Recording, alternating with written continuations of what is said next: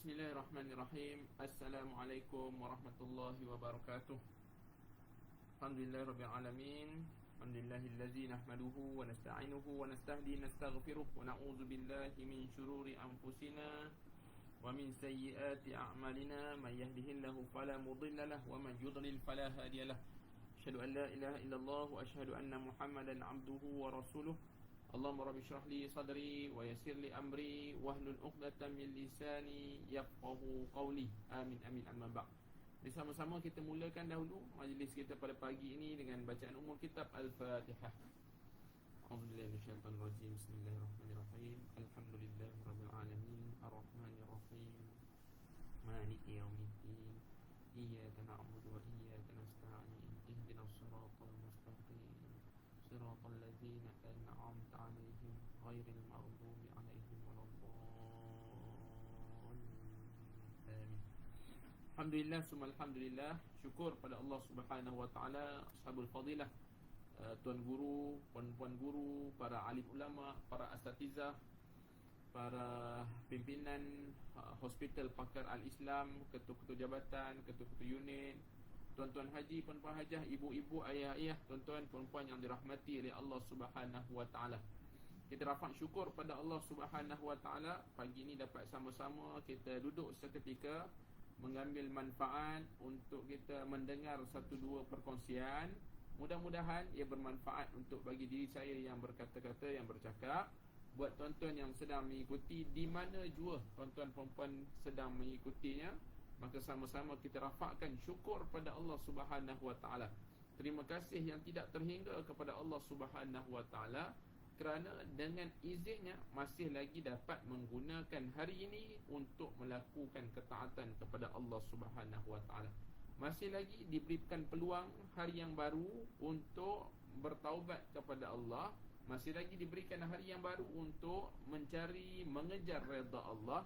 Masih lagi diberikan peluang untuk menambahkan ketaatan kepada Allah Subhanahu wa taala. Maka mari kita gunakan pagi ini untuk sama-sama kita syukuri nikmat Allah Subhanahu wa taala ini dengan kita melakukan ketaatan, amal baik yang insya-Allah mudah-mudahan dengan ketaatan-ketaatan yang kita lakukan ini mengganjarkan rahmat Allah Subhanahu wa taala yang melayakkan kita dapat untuk masuk ke dalam syurganya nanti. Amin amin ya rabbal alamin. Tuan-tuan dan puan-puan, di mana juga berada, harap-harapnya dalam keadaan sehat, dalam keadaan yang kuat, bertenaga. Walaupun kita faham kondisi negara yang semakin tidak menentu, aspeknya mungkin semalam dah tengok belasan ribu, kita jadi emosi terganggu dan sebagainya. Tapi kuatkan semangat, banyakkan untuk kita kembali kepada Allah Subhanahu wa taala. Mudah-mudahan Allah jugalah yang memberikan kekuatan kepada kita. Allah memberikan ujian, Allah juga yang melepaskan kita daripada ujian. Tuan-tuan dan puan yang dirahmati oleh Allah Subhanahu wa taala, saya nak mulakan mukadimah pagi ni.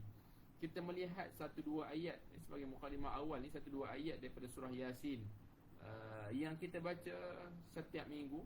Mungkin tuan-tuan dan puan melazimi membacanya setiap minggu, ada yang melazimi membacanya setiap hari. Pada ayat 60, pada ayat 59, 60, 61 sehingga 65 seingat saya, ada peringatan yang hebat yang diberikan oleh Allah Subhanahu wa taala sebagai mukadimah awal pagi ni. Tuan-tuan, clear ke suara saya? Jelas tak suara saya ni? Harap-harapnya dapat didengar dengan baik lah. Takut nanti dah lama saya bercakap rupanya tak dengar pula nanti. Harap-harapnya dapat didengar dengan baik, dapat didengar dengan jelas. InsyaAllah mudah-mudahan. Tuan-tuan, kalau kurang jelas ataupun ada persoalan dan sebagainya, boleh je type di ruangan komen tu. InsyaAllah nanti kalau ada kelapangan nanti saya akan baca kan. Kalau jelas boleh tulis jelas dan sebagainya. Baik. Suara perlahan sangat. Allahu Akbar. Saya cuba sedaya upaya sebenarnya gadget ni untuk nak kuatkan suara. InsyaAllah mudah-mudahan Allah SWT berikan kekuatan. Suara perlahan Puan Mardia, suara perlahan. Saya harap-harapkan dapat dengar dengan baik. Tak berapa jelas kata Dr. Isak. Tak berapa jelas kata saya cuba Dr. Sebab wallahu alam mungkin disebabkan laptop yang saya gunakan ini Tak pun saya kuatkan suara sedikit. Mudah-mudahan seandainya kalau ada apa-apa yang tidak jelas dan sebagainya, mohon maklumkan. InsyaAllah kita nak mulakan dahulu sebagai mukadimah awal pagi ini dengan melihat pada surah Yasin, ayat yang ke-59 sehingga ayat ke-62. Daripada ayat 59 sehingga ayat yang ke-62. Ada peringatan yang baik daripada Allah Subhanahu Wa Taala kepada kita. Tentang kalau tengok dalam surah Yasin ayat 59 hingga 62 surah Yasin ni, kadang-kadang kita pejam mata pun kita boleh sambung, sebab mungkin dah kekerapan kita membaca dan sebagainya. Pada ayat 59 Allah Subhanahu Wa Taala menyebutkan kepada kita, wamtadul yauma ayyuhal mujrimun.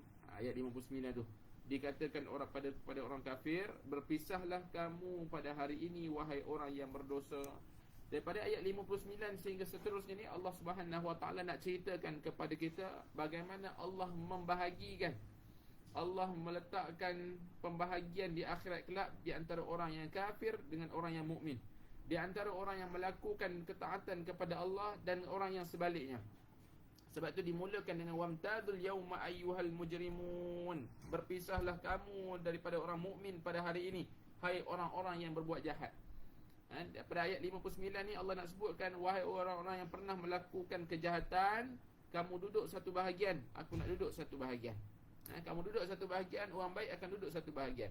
Kemudian Allah Subhanahu Wa Taala akan menempelak, alam ahad ilaikum ya bani adam alla ta'budu syaitan innahu lakum aduwwum mubin.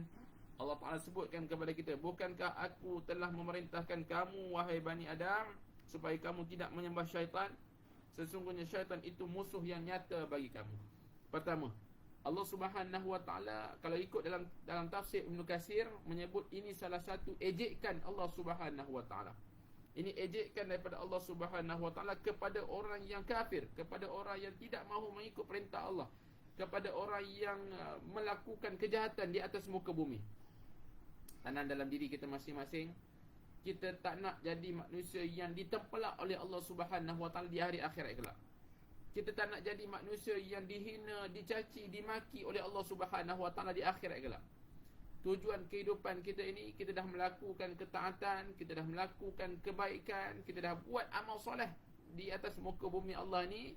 Kita nak mengundang pujian kasih sayang Allah di akhirat kelak.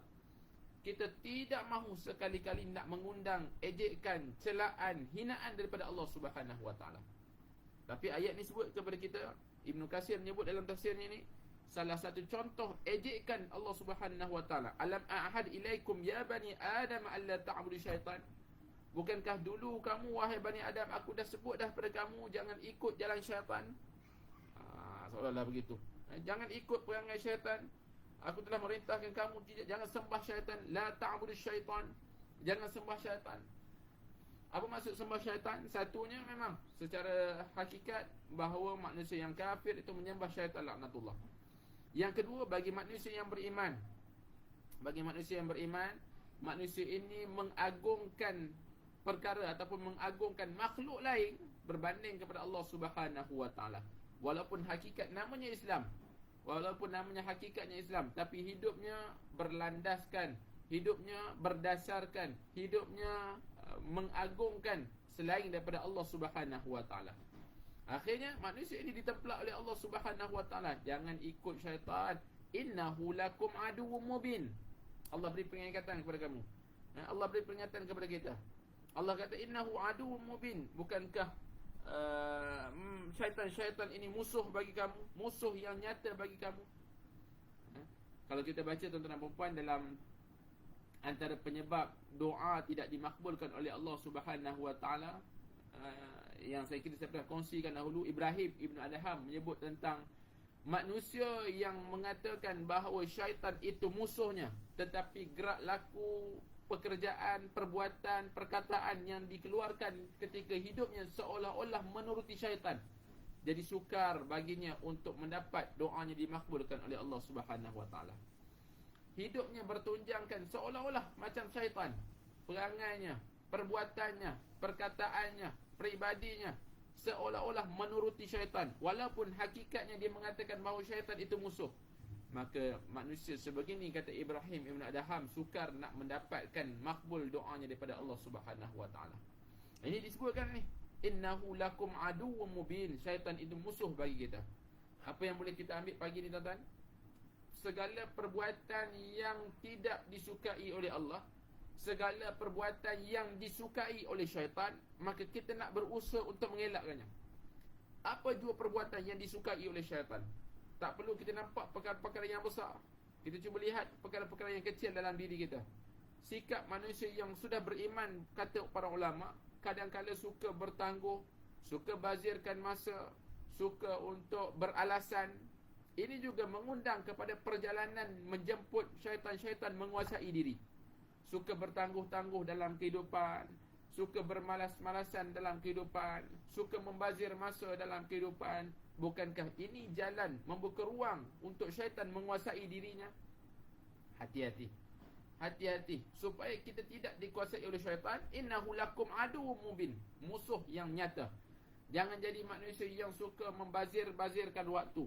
Jangan suka jadi manusia yang bermalas-malasan, yang beralasan, yang bertangguh-tangguh dalam pekerjaan. Akhirnya menyebabkan kita membuka ruang untuk pintu syaitan. Kita membuka ruang untuk syaitan memperdayakan diri kita. Kita membuka ruang supaya syaitan menguasai diri kita. Harap-harapnya tuan-tuan, pagi ini kita ambil iktibar, kita ambil muhasabah, bahawa kita sebut syaitan itu musuh kita, maka ada strategi dalam diri kita untuk mengalahkan syaitan. Ada strategi dalam hidup kita bagaimana untuk mengelakkan syaitan menguasai diri kita. Tuan-tuan boleh baca dalam kitab-kitab Talbis Iblis, belitan Iblis, bagaimana syaitan mampu menguasai diri. Banyak ruang-ruang pintu yang boleh menguasai diri. Pintu kemarahan, pintu-pintu menuruti hawa nafsu, pintu-pintu yang perlu kita tutup supaya tidak dikuasai dek syaitan ini. Jelas tuan? Mudah-mudahan. Innahu lakum aduwwum mubin. Kemudian Allah bagi solusi kepada kita. Kalau tak nak ikut jalan syaitan, sepatutnya ikut jalan siapa? Wa an'buduni hadza siratun mustaqim. Allah kata, hendaklah kamu beribadah kepadaku, inilah jalan yang lurus. Inilah jalan yang lurus. Wa an'buduni hadza siratun mustaqim. Tuan-tuan dan puan rahmati oleh Allah Subhanahu taala, bukankah ini permintaan kita sekurang-kurangnya 17 kali sehari semalam? Ihdinas siratal mustaqim. Tunjukkan kami jalan yang lurus. Wa na'buduni hadza. Beribadahlah kepadaku. Saya kira tak perlu nak disyarahkan bab ibadah ni. Saya rasa bagi staf-staf Hospital Al-Islam jelas. Ibadah bukan tertakluk hanya sekadar di atas tikar sejadah semata-mata. Ibadah bukan hanya tertakluk di masjid semata-mata, tetapi ibadah dalam rangka yang sangat luas, dalam cakupan yang sangat luas, dalam erti memberikan perkhidmatan yang terbaik kepada pesakit, dalam erti kata memberikan percakapan, perbuatan, simpati, empati kepada pesakit, kepada para petugas, kepada waris-waris yang ada di hospital. Ini semua mencakupi, diniatkan kerana Allah Subhanahu Wa Taala, maka ini nilaian ibadah. Tuan-tuan, indah hidup kita bila setiap saat kita melakukan kerana Allah. Sebab Allah Ta'ala tidak pernah terlalai untuk mencatatkan amal kebaikan kita, walaupun tidak dilihat oleh manusia. Allah Ta'ala tidak pernah lalai mencatatkan segala baik amal kebaikan kita. Kita senyum dalam mask, kan? Sekarang musim pakai mask ni, kita pakai mask, kita senyum bermanis muka. Adakah Allah tidak mengetahuinya? Adakah Allah tidak mencatat kebaikan kita? Adakah kalau kita mengumpat dalam mask, walaupun tak didengar oleh manusia biasa, tak didengar oleh manusia di sekeliling kita, kita mengumpat, adakah itu tidak dicatat oleh Allah Subhanahu Wa Taala? Hati-hati. Kebaikan yang kita lakukan, kita tolak pesakit, kita berikan ubat kepada pesakit, farmasi bagi ubat kepada pesakit, minta pesakit baca bismillah, Allahu akbar, dan semuanya itu dinilai oleh Allah Subhanahu Wa Taala. Allah sebut dalam Quran apa? Wa mallahu bighafilin amma ta'malun. Tuan-tuan tengok dalam surah Baqarah ayat ni. Jadikan ayat ni ayat CCTV. Allah Subhanahu Wa Taala tidak pernah sekali-kali lengah, tidak pernah sekali-kali lalai daripada apa yang kalian kerjakan.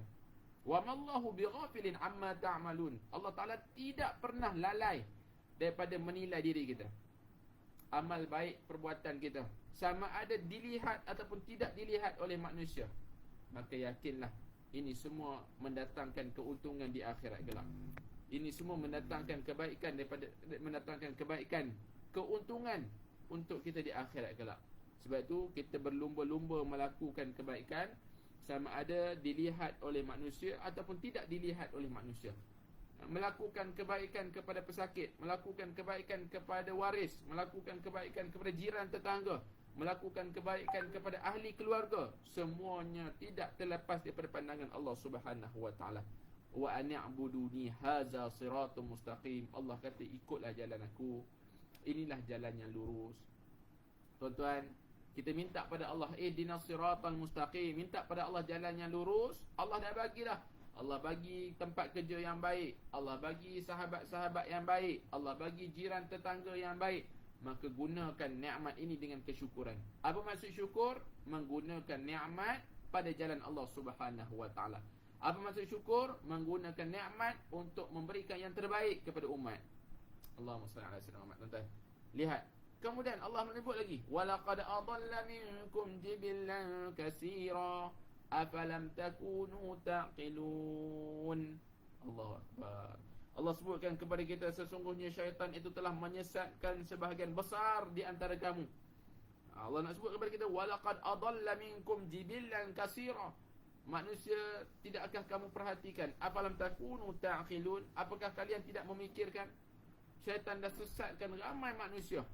Kita baca sirah para salafus soleh, kita baca sirah-sirah para anbiya, kita baca sirah-sirah mereka yang terdahulu yang telah disesatkan oleh syaitan. Apakah kamu tidak memikirkan, kata Allah, bagaimana syaitan menyesatkan, bagaimana syaitan memujuk rayu, bagaimana syaitan membuatkan manusia lalai dan lupa pada Allah Subhanahu Wa Taala dengan pujuk rayu syaitan. Bagi manusia yang alhamdulillah kita diberikan peluang beribadah, taat dan sebagainya, jangan tertipu, sebab tipu daya syaitan sangat kreatif. Tipu daya syaitan sangat kreatif. Akhirnya menyebabkan kita buat baik tapi tertipu dengan kebaikan yang kita lakukan. Kita rasa kita baik, kita berceramah, kita rasa kita baik, kita melakukan ketaatan, tapi tidak diselitkan dengan keikhlasan kepada Allah, maka sia-sia. Maka akan jadi seolah-olah kebaikan yang kita lakukan itu hanya ibarat dalam hadis Nabi SAW menyebutkan tentang 3 golongan. Golongan mati syahid, golongan yang baca Quran, mengajar agama, golongan yang hartawan, dermawan. Tapi disebabkan tidak mengikat dengan keikhlasan, maka masih lagi dicampakkan oleh Allah Subhanahu Wa Taala ke dalam api nerakanya, wa'iyyazubillah. Maka inilah yang disebutkan kepada kita, walaqad adalla minkum jibillan katsira. Syaitan dah sesatkan ramai manusia. Kenapa kita tak fikir? Gunakan akal pemikiran kita untuk merenung kisah-kisah terdahulu, kisah Fir'aun, kisah Namrud, kisah Qarun, dan kisah-kisah yang mungkin dekat dengan kita. Kita lihat, tuan-tuan, kisah-kisah yang dekat dengan kita. Bagaimana manusia-manusia yang menuruti hawa nafsu, menuruti pujuk rayu syaitan, akhirnya di penghujungnya manusia ini akan gagal. Akhirnya manusia ini seolah-olah celaka dalam kehidupannya. Sebab itu Allah menggunakan afalam takunu taqilun. Apakah kamu tidak menggunakan akal fikiran kamu untuk berfikir? Apakah kamu tidak memikirkan otak kamu untuk memikirkan perkara ini? Allah sebutkan kepada kita, hazihi jahannamul lati kuntum tu'adun. Saya tak nak sambung ayat tu, tuan. Sebab selepas itu Allah menceritakan kepada kita bagaimana neraka yang disiapkan oleh Allah Subhanahu Wa Taala. Kemudian akan ada pengadilan tentang anggota badan, penyaksian anggota badan dan sebagainya. Ini tuan-tuan dan puan boleh rujuk sini dalam tafsir dan sebagainya. Ini sebagai mukadimah awal pada pagi ini, untuk kita meletakkan dalam diri kita, jangan sekali-kali kita menuruti, jangan sekali-kali kita mengikuti, jangan sekali-kali kita terpedaya dengan pujuk rayu syaitan. Innahu lakum aduwwum mubin. Allah dah ingatkan kepada kita, syaitan itu musuh yang nyata. Allahumma salli ala sayyidina Muhammad. Tuan-tuan dan puan yang dirahmati oleh Allah Subhanahu wa taala. Mutakhir ini di hujung-hujung minggu sebegini, cuba kita muhasabahkan apa yang berlaku pada minggu-minggu yang lalu. Bagaimana social media, bagaimana kita menggunakan social media, bagaimana kita menggunakan panca indera kita. Adakah kita menuruti syaitan ini, ataupun kita menggunakan akal kita yang waras, akal kita yang baik untuk kita menjadi hamba Allah yang bertakwa. Kita lihat baru-baru ni dengan kisah yang pelbagai di media sosial, dengan kisah-kisah yang pelbagai, adakah kita menjadi manusia yang menuruti hawa nafsu? Bila kita lihat dalam hadis Nabi sallallahu alaihi wasallam, bila kita lihat dalam hadis Nabi sallallahu alaihi wasallam, Nabi sallallahu alaihi wasallam pernah menceritakan kepada kita tentang golongan yang muflis. Golongan yang muflis. Saja saya nak ulang semula pada tuan-tuan dan puan pagi ni. Nabi sebutkan kepada kita dalam hadis Muslim, atadruna manil muflis? Kamu tahu tak kalian, ketika Nabi SAW duduk bersama dengan para sahabat, Nabi tanya, atadruna manil muflis? Tahu tak kalian siapakah itu orang yang bankrupt? Siapakah orang yang muflis? Siapakah orang yang muflis? Kata para sahabat, qal muflis fina min la dirham wala mata'. Orang yang muflis, orang yang tak ada dirham, yang tak ada harta benda. Tapi Nabi SAW memberikan satu konotasi, satu tafsiran yang disebutkan oleh muflis itu apa sebenarnya. Kata Nabi SAW,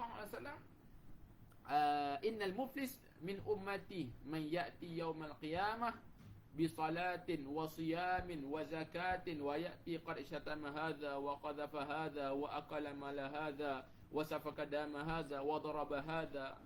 Manusia yang muflis, kata Nabi SAW, manusia yang datang pada hari kiamat membawa pahala solat, puasa, zakat, tapi dalam masa yang sama, ketika di dunia dahulu, kata Nabi SAW, dia mencaci, dia menyalah, dia menuduh orang lain, dia makan harta orang lain, dia tumpahkan darah orang, dia pukul orang lain, dia ambil hak orang lain.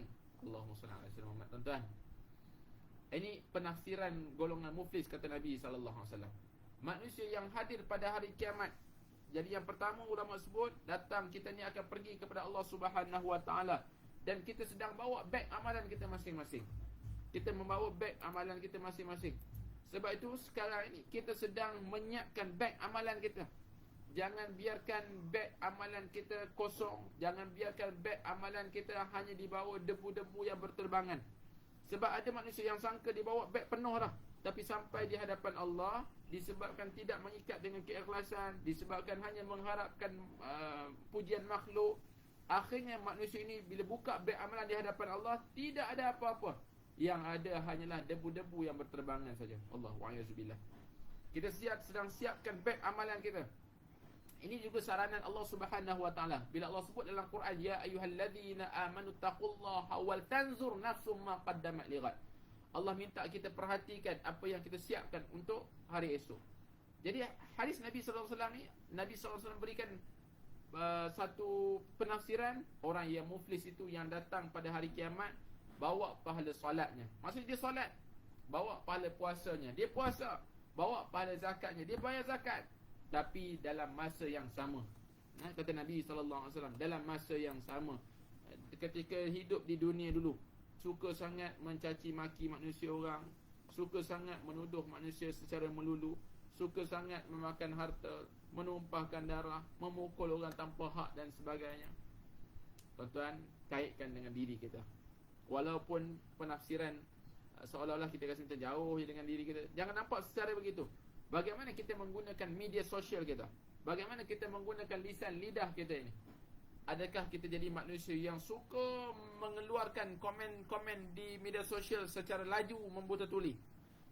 Bila kita lihat sesuatu isu, adakah kita berdasarkan neraca ilmu, berdasarkan pertimbangan ilmu, ataupun pertimbangan hawa nafsu, kesukaan kita mengikut sesiapa? Bagaimana kita mengeluarkan komen-komentar kita? Bagaimana kita mengeluarkan komen-komen kita? Bagaimana kita menyebar-nyebarkan berita? Hati-hati. Hati-hati. Kita sangat-sangat bimbangkan diri kita sendiri. Sebab kadang-kadang apa yang kita hantar, apa yang kita forward, apa yang kita cuba sebarkan, takut-takut ia berunsur fitnah dan sebagainya. Maka sebab itulah ada anjuran supaya kita hanya berdiam diri, hanya menjaga lidah, hanya bercakap pada waktu-waktu tertentu seandainya kita tidak mengetahui. Allahumma salli ala sayyidina Muhammad. Tuan-tuan, ini kisah yang benar. Bila di akhir-akhir zaman ini banyak kisah-kisah yang keluar, banyak perkara-perkara yang kita rasa gatal tangan nak komen, maka kita komen. Dan akhirnya komen kita seolah-olah kadang-kadang salah, kadang-kadang menyalahkan orang lain, kadang-kadang menuduh orang lain, kadang-kadang berlaku pertelagahan dan sebagainya. Adakah kita nak tergolong daripada golongan seperti mana yang Nabi SAW sebut tentang golongan yang muflis? Adakah kita nak jadi golongan yang muflis seperti mana yang disebutkan oleh Nabi SAW? Maka pastinya kita tidak nak jadi. Sebab apa? Sebab Nabi kata pahala-pahala solat, zakat, puasa yang dibawanya itu, ketika mana dalam masa yang sama dia menumpahkan darah, ketika masa yang sama dia caci maki manusia lain, dia ambil hak orang lain dan sebagainya. Ketika itu kata Nabi SAW, amal baiknya itu terpaksa diberikan kepada sesiapa yang pernah ketika di dunia itu dizalimi. Dia menzalimi orang lain, dia memfitnah orang lain, dia menyalahkan orang lain, dia mengambil hak orang lain. Akhirnya pahala kebaikan itu terpaksa ditransfer. Tuan-tuan, kita kena ingat, hari akhirat, hari yang hanya digunakan wang ringgit tidak ternilai lagi, hanya digunakan pahala dan dosa saja. Transaksi yang digunakan pada ketika itu hanya dosa dan pahala saja. Maka bagaimana nasib kita di akhirat kelak? Bagaimana perjalanan kita di akhirat kelak? Nak memastikan kita tidak mahu jadi manusia yang muflis di akhirat kelak, memastikan supaya lisan kita dijaga, tangan kita jangan cepat untuk menghantar, mengomen dan sebagainya. Mengomen, memberikan komentar-komentar yang berbau fitnah, yang tidak tahu asal usulnya sebagainya. WhatsApp group, hati-hati, jangan sampai WhatsApp group dijadikan tempat untuk kita menghantar perkara-perkara fitnah dan sebagainya. Jadilah ejen-ejen untuk melakukan kebaikan, jadilah ejen-ejen untuk menyebarkan kebaikan. Tidak akan rugi kita menyebarkan. Sebab apa tidak rugi? Sebab inilah yang disebutkan wa an'buduni hadza siratun mustaqim. Inilah jalan yang lurus, jalan yang Allah redai. Maka kita nak jadi manusia yang menyebarkan kebaikan. Tuan-tuan dan puan yang dirahmati oleh Allah Subhanahu wa taala. Sebagai kesimpulan pagi ini, apa yang boleh kita dapat? Sekurang-kurangnya dua perkara. Yang pertama, meletakkan dalam diri kita, kita sedang berjuang supaya mengelakkan diri kita daripada terkena pujuk rayu syaitan. Kita sedang berjuang, dan perjuangan ini kekal sehingga Allah Subhanahu wa taala mengambil nyawa kita. Perjuangan untuk hindarkan diri kita, perjuangan untuk menentang hawa nafsu syaitan dan sebagainya ini akan berkekalan sehingga nyawa kita diambil oleh Allah Subhanahu wa taala.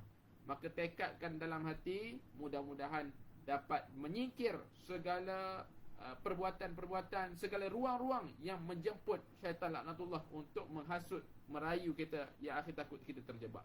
Yang kedua, berusaha sedaya upaya untuk meneruti jalan Allah Subhanahu wa taala. Berusaha sedaya upaya untuk mengikuti siratul mustaqim, jalan yang lurus. Sekurang-kurangnya dua perkara ini mengelakkan ataupun menghindarkan diri kita menjadi manusia yang muflis di akhirat, sebagaimana yang disebutkan oleh Nabi sallallahu alaihi wasallam dalam hadis Muslim yang saya bacakan tadi.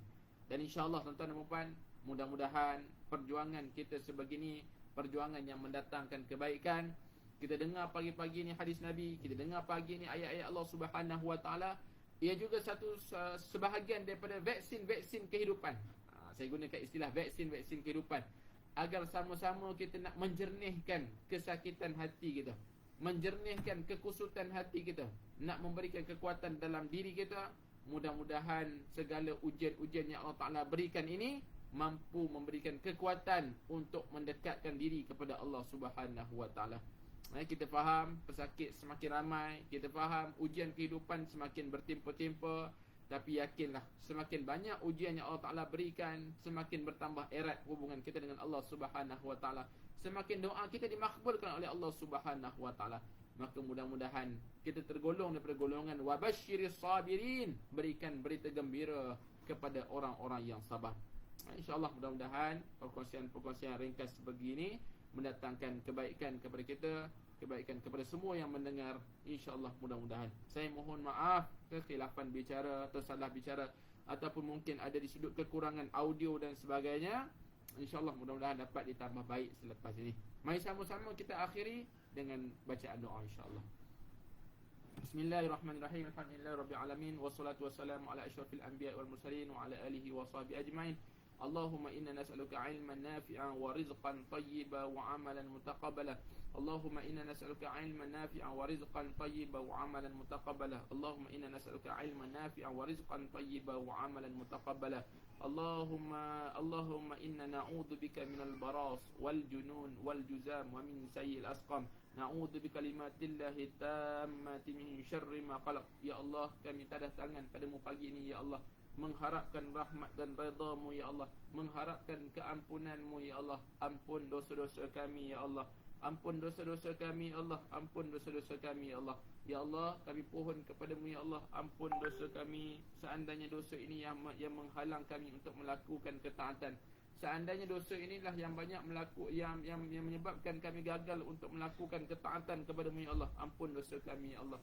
Ampun dosa ibu ayah kami ya Allah, ampun dosa guru-guru kami ya Allah, ampun dosa sahabat handai kami ya Allah, ampun dosa pesakit-pesakit kami ya Allah. Ya Allah, berikan kekuatan kepada kami semua untuk meneruskan kehidupan ini dengan ketaatan kepadamu ya Allah. Ya Allah, beri kekuatan kepada kami ya Allah untuk lidah kami sentiasa basah dengan zikir kepadamu ya Allah. Beri kekuatan kepada kami ya Allah untuk kami meneruskan kesinambungan kehidupan ini dalam keadaan kami taat kepada perintahmu ya Allah. Ya Allah, beri kekuatan kepada kami untuk hindarkan diri kami daripada hasutan syaitan ya Allah. Beri kekuatan kepada kami untuk kami elakkan diri kami daripada terkena hasutan syaitan ya Allah. Ya Allah, lindungi kami ya Allah, lindungi kami daripada perkara-perkara yang berbahaya ya Allah. Lindungi kami daripada penyakit-penyakit yang kami tidak terkawal ya Allah. Lindungi kami daripada wabak penyakit. Lindungi sahabat-sahabat kami yang bertugas daripada wabak penyakit. Lindungi tempat bekerja kami daripada wabak penyakit ya Allah. Berikan kekuatan kepada petugas-petugas hospital ya Allah. Berikan kekuatan kepada petugas-petugas frontliner ya Allah. Berikan kekuatan kepada kami ya Allah agar dapat kami meneruskan kehidupan ini dengan ketaatan kepadamu ya Allah. Rabbana taqabbal minna du'ana wa hajatana. Wa sallallahu ala sayyidina Muhammad wa ala alihi wa sahbihi ajma'in. Walhamdulillahi rabbil alamin. Aqulu qawli hadza wa astaghfirullahal azim li wa lakum. Tuan-tuan, sebagai akhir amalkan hasbunallahu wa ni'mal wakil. Hasbunallahu wa ni'mal wakil. Hasbunallahu wa ni'mal wakil. Mudah-mudahan Allah Ta'ala berikan kekuatan kepada kita untuk sama-sama kita berdepan dengan pandemik ini. Assalamualaikum warahmatullahi wabarakatuh. Selamat berhujung minggu, selamat bertugas. Moga-moga Allah Ta'ala bantu kita.